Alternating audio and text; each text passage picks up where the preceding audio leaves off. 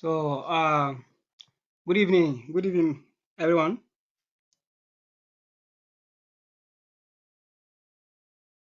Okay.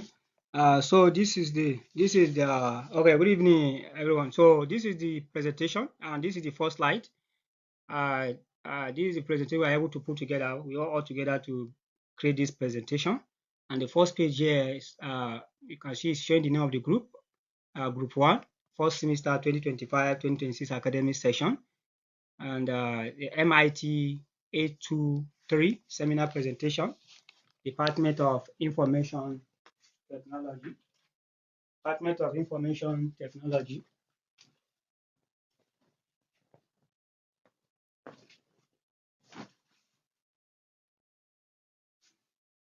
So the second slide is showing the name of the group members of this particular presentation. You can see it's tabulated. We will put a table whereby admission number and the names of the group members are there. And the third page, we're talking about modern browser. We are trying to do just the topic of the seminar. Um, and it's modern browser architectures and HTTP3. But we talk about the seminar question. This is the seminar question.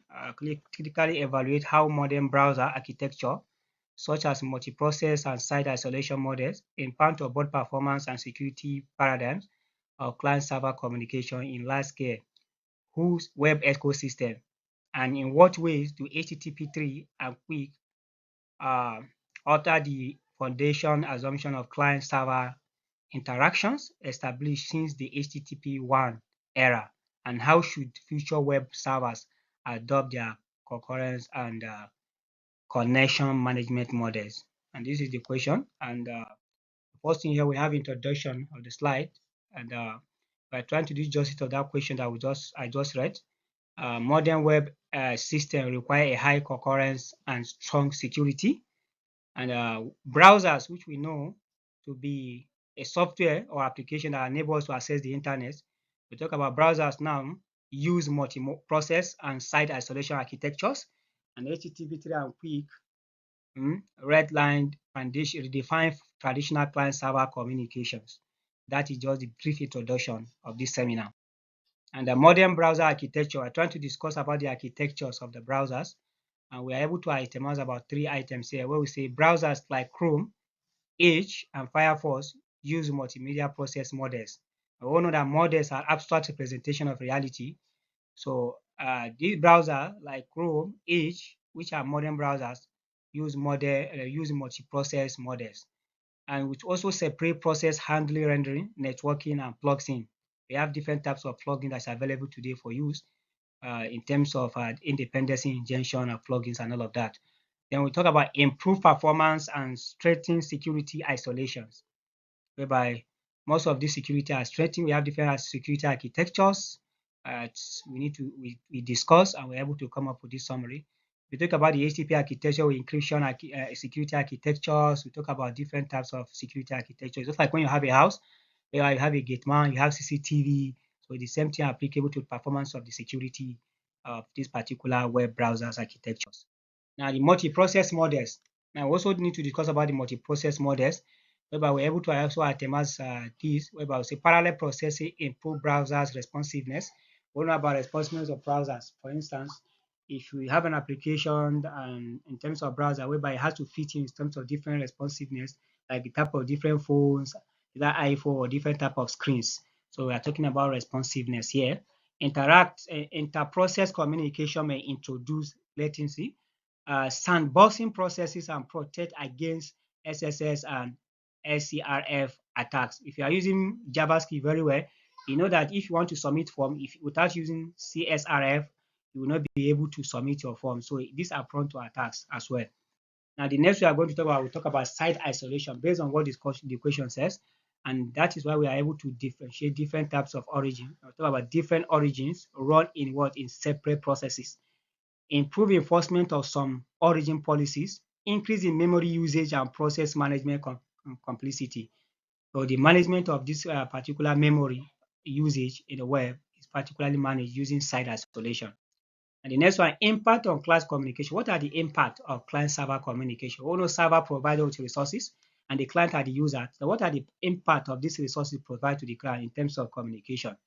Now we'll talk about multi-process, multi-browser process, create parallel connections, the connection that is created around it, because we all know that internet is a global connection of computers that has to do with what? Interconnection of computer, a variety of information communication technology facilities that communicate with each other through the means of standardized communication protocols.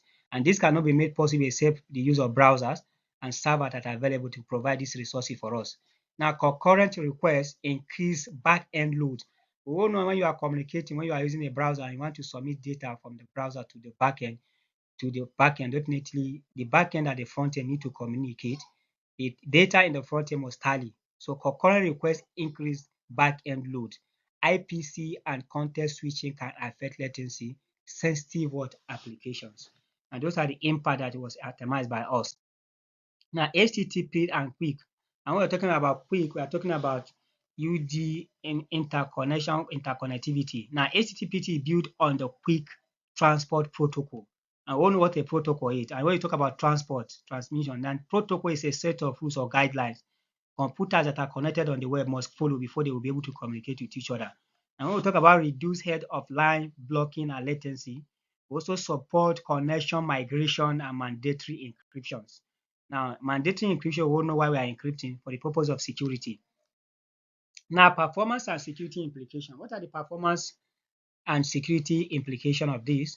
We talk about server must support asynchronous event-driven architecture. If you are used to what is it called? This application like React that has to do with asynchronous, which wait for resources for to be able to deliver a particular resources. You know what we are talking about, the asynchronous support system, and that has to do with the event-driven architecture, whereby an event attached to a particular event to carry it out. Now, the threat level encryption enhanced security. Rate limiting is necessary to prevent DOS attack. Now, concurrence management. How do we manage our concurrency in terms of this web architecture? Use non-blocking framework like Node.js or Netty. Organize connection pools and quick stream. Apply wait stream prioritization for balanced resource usage. Resource usage must be balanced and the usage must be prioritized. So prioritizing for balanced resource usage is under the concurrence management. Now, the connection life cycle. The connection lifecycle adoption. How do we adopt this? Because we know that what in using computer is adapted to different functions. Now we are talking about the connection lifecycle, how this connection is properly adopted. Now enables seamless connection migration for mobile clients. Use quick zero RRT for faster reconnections. Allocate resources dynamically based on system load. And based on the load that the system is carrying, resources will be allocated. Now, in conclusion, I want to conclude this seminar based on what we'll be able to present so far. Modern browser architecture improve both security and performance. We all know that based on what we presented, the security architecture is what increased, and the performance of the system also, the web browsers architecture will also be increased. The HTTP3 and quick significantly change client-server communication. The communication is made easier. The server resources is also made available, so the client-server communication is made easier as well. Future servers should or must adopt adaptive asynchronous design so that it will be easily accessed and communication will be made easier. Meet this. Now, these are different diagrams that explain the multi-process browser architecture, whereby we itemize the types of browser that Chrome, Edge, and Firefox with the security implication as well as performance implication here using multi-process architecture. And the third one is impact on client server based on what we've discussed. This is just these are images to back it up, to back our discussion up. And the last one here, we talk about quick client server interaction, how they interact.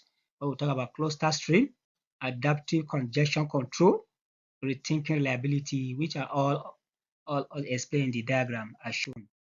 And concurrence management also strategies, the management, the sequence workflow, the multiplex connection pools, and all these things are all the input and output framework are also explained in the image below.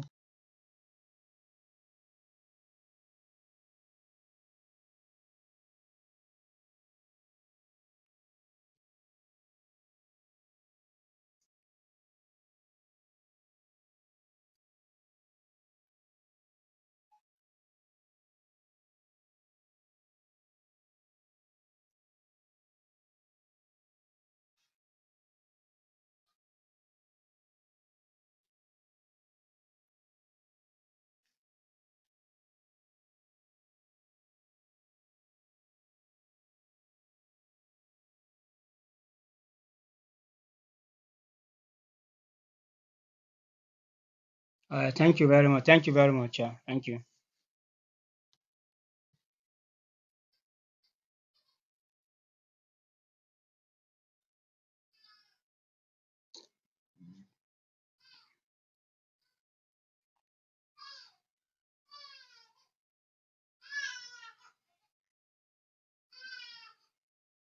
Dixon want to say something.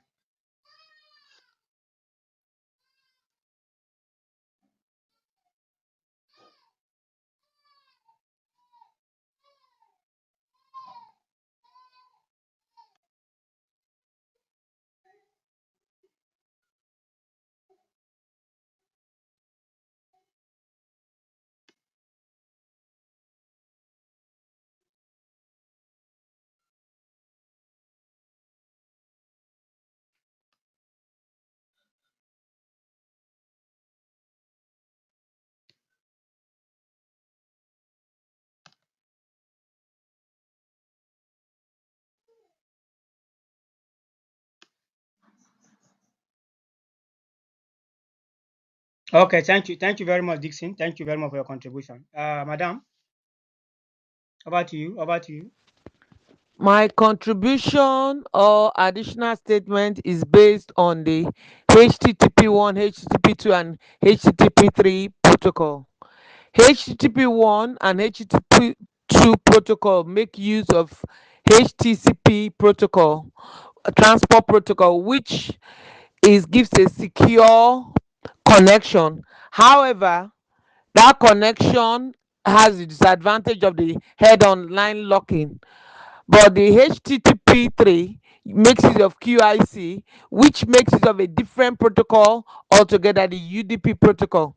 This ensures a faster connection, but faster doesn't necessarily mean more reliable connection, because now some data can be lost and not recovered. So when using HTTP3, which uses the QUIC protocol, it's good for certain type of applications. Like when you talk about streaming, you talk about live streaming and all that, the QUIC, which is of the HTTP protocol, comes in very handy because it's for faster connection. However, for you to be able to use this protocol, you have to understand that when it comes to data transmission, the data that is lost, you cannot get it back. Thank you very much. I'm really very grateful for this observation as well as recommendation, as well as all the contribution you've made so far to make this a success. I'm very grateful. Teamwork is a very great one. How we are able to synergize, how we're able to come together, the coordination, everything. Thank you. Thank you for your cooperation. I'm really very grateful. It's a wonderful having you in my team. And I'm also grateful to meeting people like you, intelligent people who are willing to contribute their own quota based on this topic.